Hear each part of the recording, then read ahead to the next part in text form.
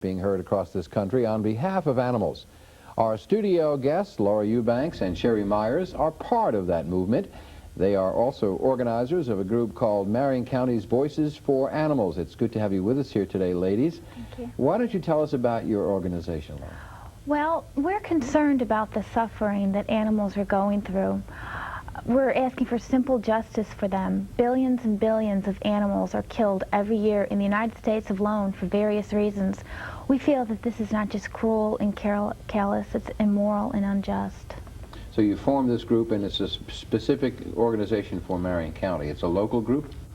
Right. We're local, but there's Orlando's or Voices for Animals, and we're sort of a part of them. They gave us help. Are you? Do you have any national affiliation as well? For example, I know People Against the People for the Ethical Treatment of Animals is a national group that's pretty well known. Are you associated with them? Well, growing up, they're the ones that I got all my information from to become an animal rights activist. They're the ones that made me realize about everything that was happening. So I owe that to them. And plus, they mail me literature, and I can print it and distribute it to people. So they're very helpful. How many members do you have in your group now, Sherry? Well, actually, we have a fairly large mailing list. We've only been in existence about 3 months. And this group, of course, grew out of the fox hunt protest in the National Forest not too many months ago. But we're growing every day. I get calls from people every week, not only in Marion County, but from all over Central Florida, the state of Florida, who are interested in what's going on in Marion County. And so this group was born as a result of that fox hunt that went on there. And do you plan to become involved in any more local activity like that? We plan to be involved in every phase of animal rights that we can possibly become involved in, on a local level, a state level, and a national level. For example, we were talking about that and that fox hunt. That went on despite your efforts to stop it. And what was your argument against that? Well, our argument against it is very simple, that it's a form of cruelty to animals. It's of no benefit to the fox. Yeah, I would imagine he wasn't having too much fun. I mean, they didn't kill the fox, did they? I'm not too sure. We believe that animals have rights. Okay. And that belief is one, actually, that is very, very old among spiritual leaders, religious leaders, even political leaders. Abraham Lincoln said, "I believe in animal rights as well as human rights. That is the way of a whole human being." You mentioned a while ago that we are a faint voice. Actually, we are a very loud voice. We've been listed as one of the top 10 issues in this country in leading magazines recently. And I think that we're one of the fastest growing movements in the United States. Okay, so basically I'm sure that you also are opposed to the use of animals for medical experiments or research and things like that, as well as any type of hunting of animals and that type of a thing. Yes, we're opposed to killing animals for sport. We are opposed to most forms of animal testing.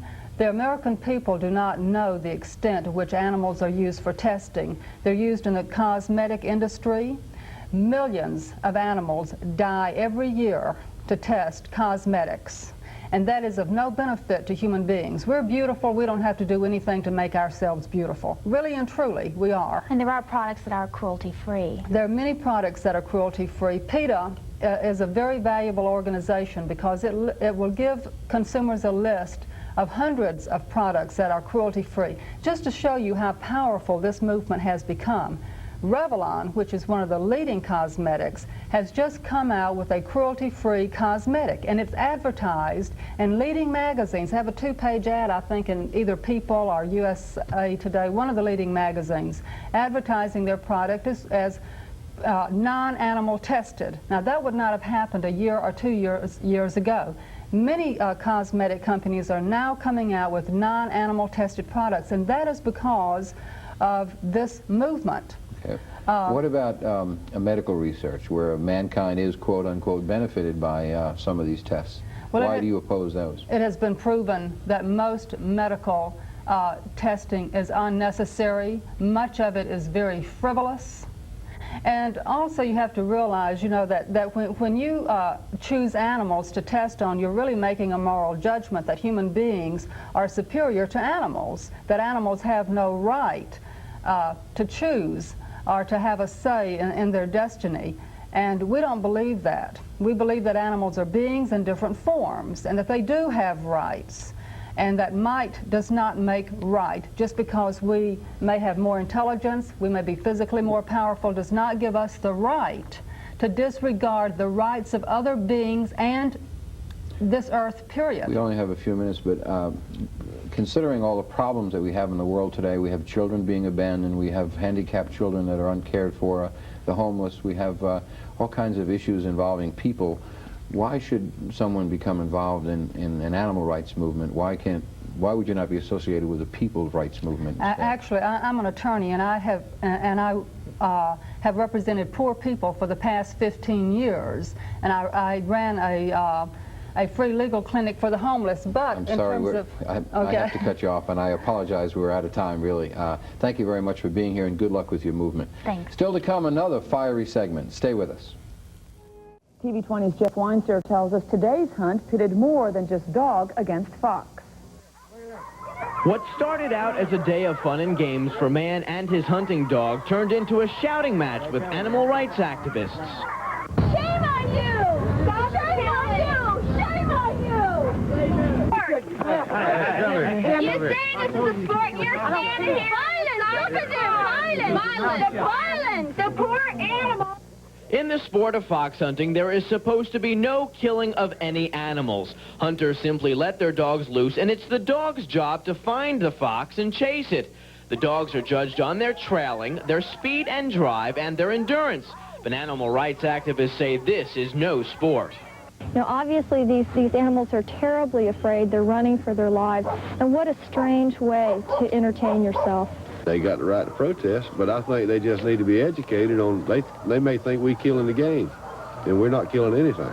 They're totally taken by a pack of that are humans to and that's what those are out to do. The fox enjoy it. I've actually watched fox sit down and wait for the dogs to catch up and then take off. It's illegal in the state of Florida to kill a fox, and the sport, or as some would call it, the terror, is supervised by the Game and Freshwater Fish Commission.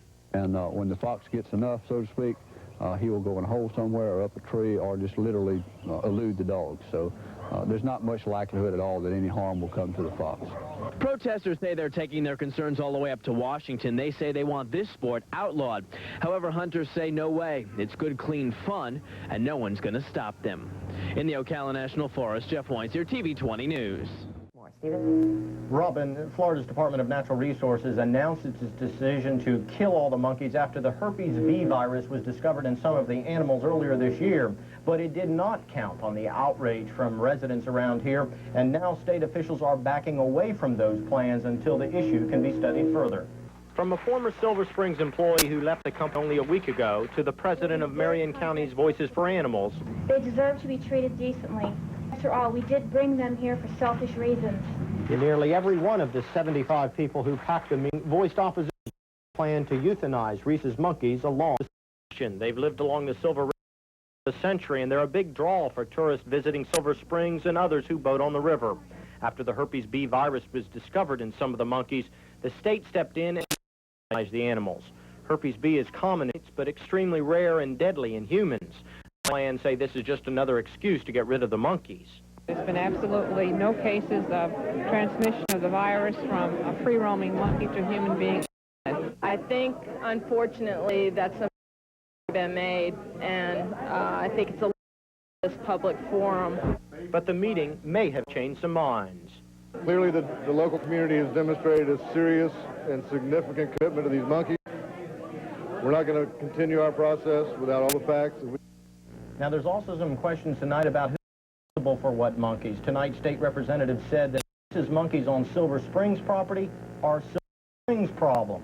But Silver Springs has told us in the past during our investigation that they have nothing to do with the monkeys, that they are the state's responsibility, that they are wild and free. That issue has yet to be resolved. As far as that goes, Representative Albright from this area says he will meet with concerned citizens to try to bring a resolution to these issues are killed.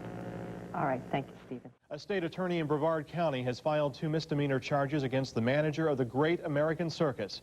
The charges are the result of last month's rampage in Palm Bay, where an elephant went berserk and had to be shot and killed. The circus and manager Tim Frisco are charged with endangering its customers and improper handling of an animal. Tonight, Frisco and his Great American Circus are in Marion County, where they were met earlier today by animal rights protesters. TV20's Pat Glenn tells us circus officials are tight-lipped, but say the show must go on. About a dozen sign-carrying protesters lined the road outside the Marion County Fairgrounds this afternoon. Some signs bearing the name of a 27-year-old elephant. The Asian pachyderm Janet Kelly was shot and killed after storming out of control during a performance last month. The U.S. Department of Agriculture has also cited the circus with other violations, including failure to control a black leopard that bit a 3-year-old child. Circus officials would not talk to us today, but instead gave results of an investigation into the incident. A consulting firm hired by the circus says although the elephant was difficult to train, there was no evidence of mistreatment at any time or indication that Janet's behavior resulted from abuse. But protesters say they are not convinced. Wild animals forced to travel in circuses performing demeaning, unnatural acts is a very sad thing.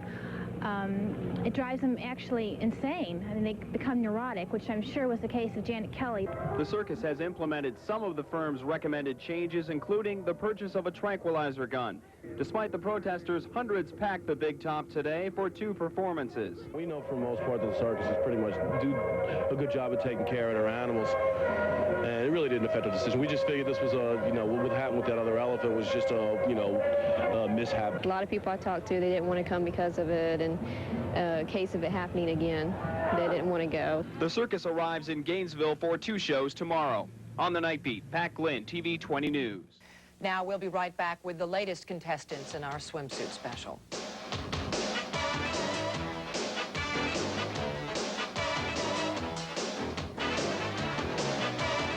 Now the competition is really heating up in our search for swimsuit stars.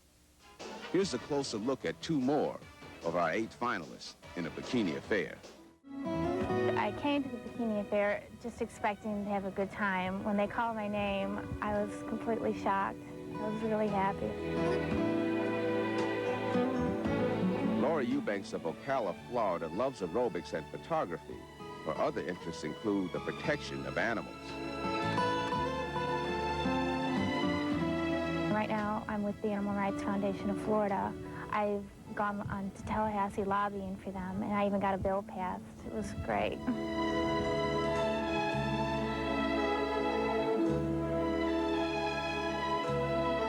We'll bring you more finalists from A Current Affairs, A Bikini Affair, tomorrow.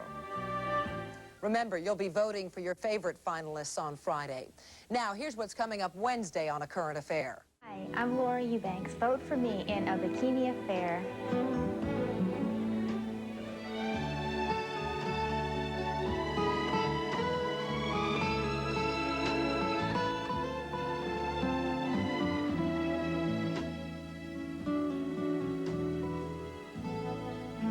Meanwhile, the circus moved on to Ocala, where it is being met by protests. Stephen Stock is live on the scene with an update on that. Stephen? We are here right in front of the gate. The circus is scheduled to start just about 5 o'clock. It hasn't quite started yet. There are about 14 protesters here. They are all referring to the elephant named Janet, and some of the signs even say, in memory of Janet. Right now I have Laura Eubanks, who is the president of the Marion County Voices for Animals. Laura, why are you out here today?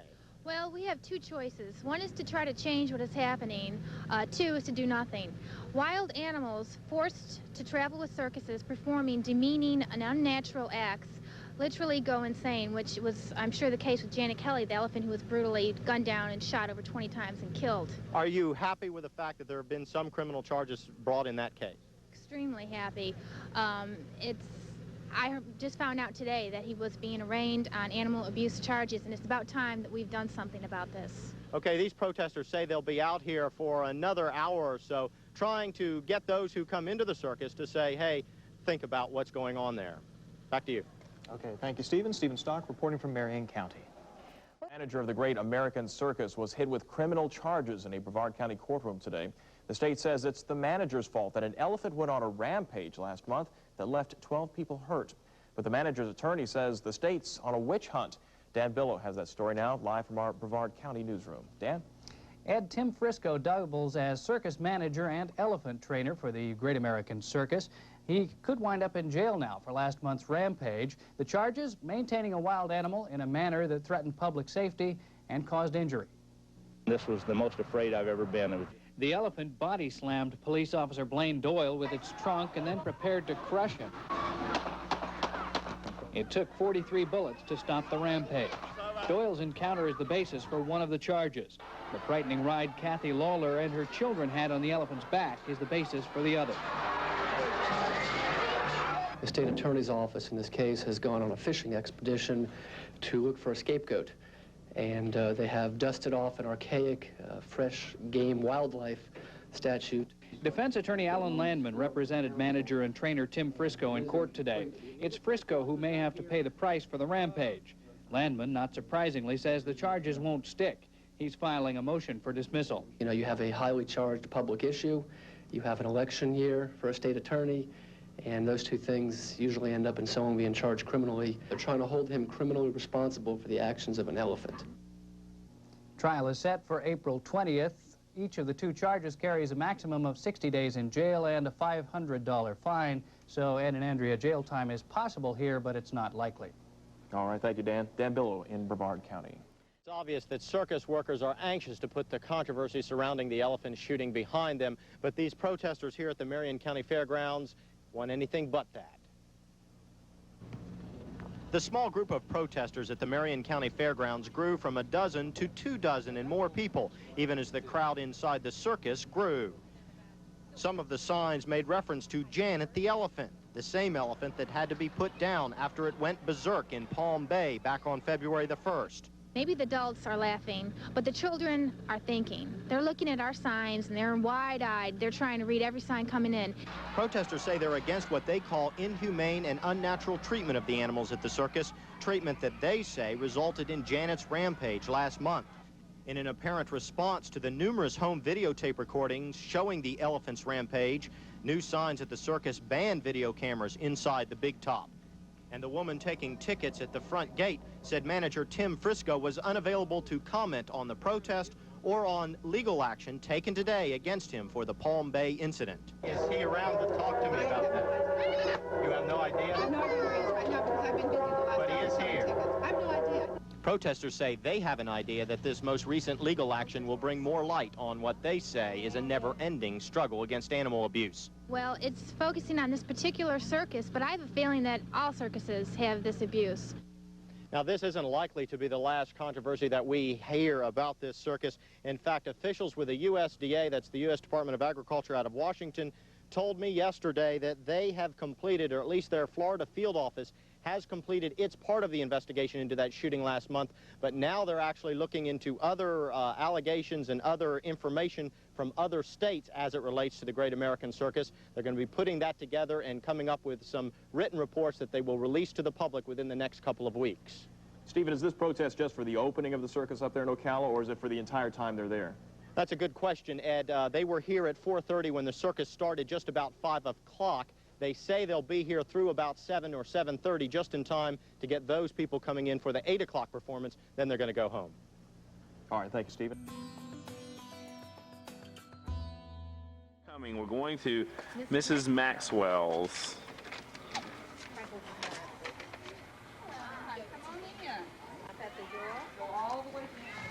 Here comes more students. Okay, is this everybody?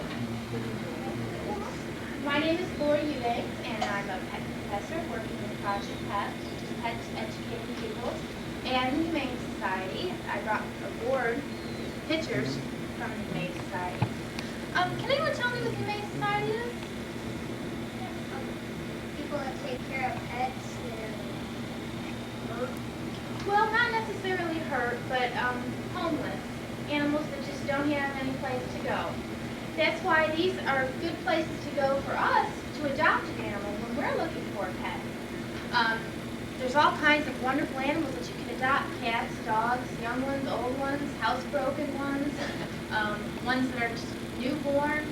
Sometimes people bring in whole litters of puppies. It's really sad. That's why we have to make sure that we spay and neuter our animals so this problem isn't quite so bad, but it is. A lot of people just don't realize how important spaying and neutering is, and we have a terrible overpopulation of animals. But we can help that by adopting animals in these places. And we don't want to forget about the pound either. Pound, just like the Humane Society, has animals we can adopt. And we have a very charming guest that has been talking to my class here at Oxford Middle School, Laura Eubanks. And I would like to present Laura and her lecture on animals.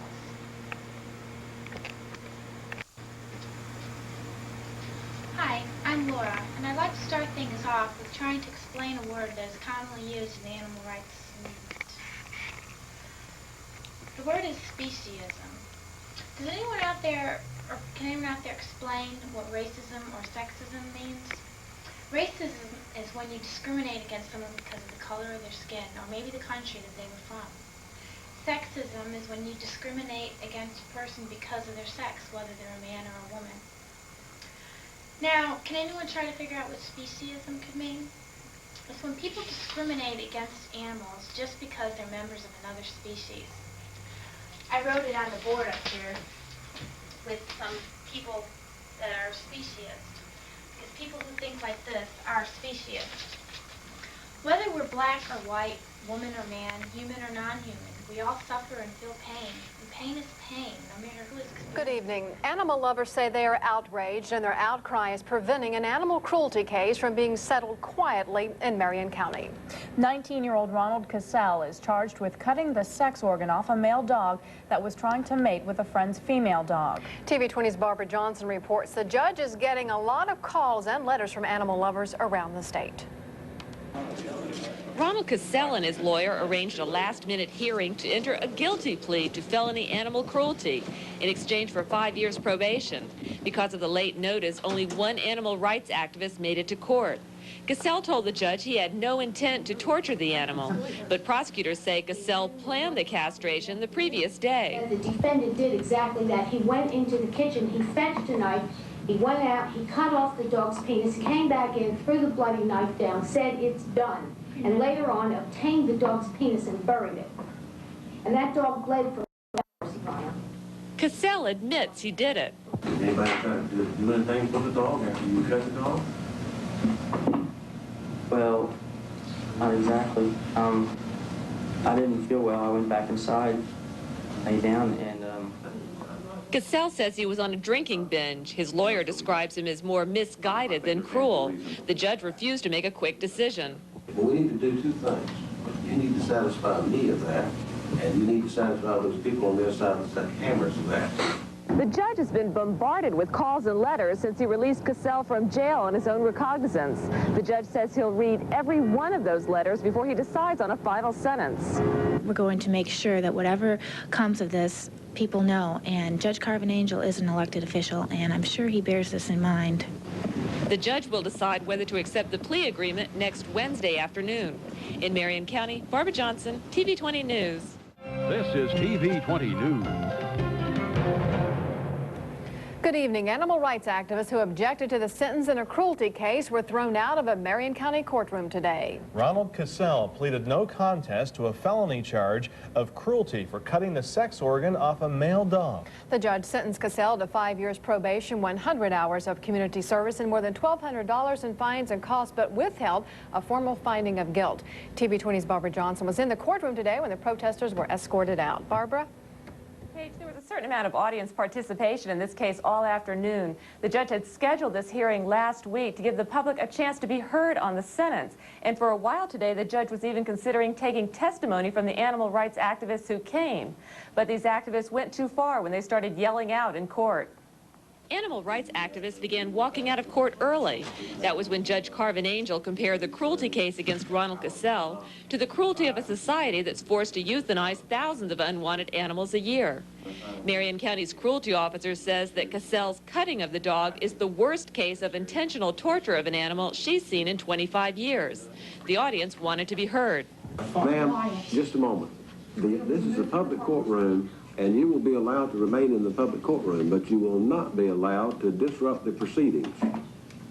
We're going to have an orderly proceeding, and we're going to take whatever time it takes to dispose of this case, and I intend to hear and have all the necessary input that the court should have to make a proper decision. Animal rights groups have bombarded the judge with letters that he says compares Cassell psychologically to serial killer Jeffrey Dahmer. Over the defense lawyer's objections, the judge took a recess to let the prosecutors see if anyone in the courtroom could offer expert testimony on the likelihood of Cassell committing more crimes in the future. When you see it time after time after time, the children are going hungry, if the animals are going hungry, and we do need to send a message and stop it here. But after the break, the judge decided not to listen to anyone from the audience. Some activists stormed out as he read his sentence. Others were thrown out.